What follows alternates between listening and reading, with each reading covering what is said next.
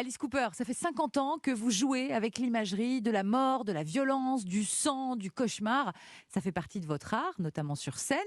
Mais voilà, en 2020, avec ce virus tueur dont on ne savait pas comment se protéger, le cauchemar est devenu réel pour plein de gens. Est-ce que ça change quelque chose pour vous artistiquement?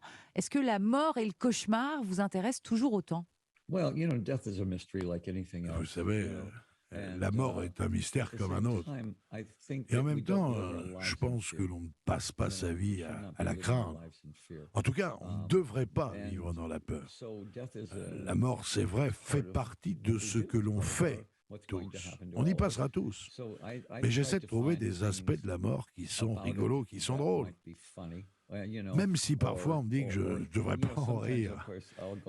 Moi, ce que j'espère, c'est que les gens ont le sens de l'humour. Et je suis persuadé que 99% d'entre eux comprennent ce que je fais. Vous savez, il n'y a jamais rien de satanique dans mes concerts. Jamais.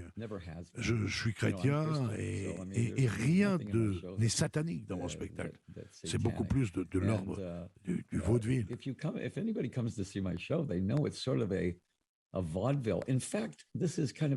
D'ailleurs, vous savez, c'est intéressant. Lorsque je développais ce personnage, Alice Cooper, ma femme et moi étions en vacances à Paris et nous avons vu un spectacle au Paradis Latin. Le maître de cérémonie portait un chapeau blanc, haute forme et une queue de pique. Et il essayait de toutes ses forces d'avoir l'air sérieux. Et les autres artistes faisaient tout pour le déconcentrer. Et ça me faisait mourir de rire.